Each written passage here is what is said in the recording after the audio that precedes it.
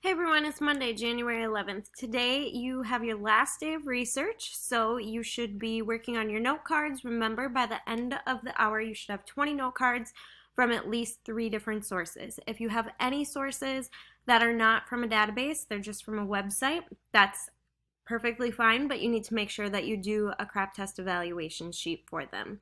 Remember that every time you find a new source, you should fill out the MLA citation tool on the Google Doc that you've had started so that you can cite all of your sources. This is going to make it a lot easier when we get to the end so that you can do your works cited page.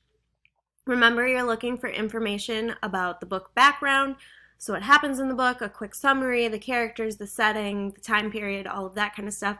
You can also look for information about the author for that section. You could also look for, or you should also look for the controversy. So where was it banned? Why did people want it banned? What was so controversial about the book?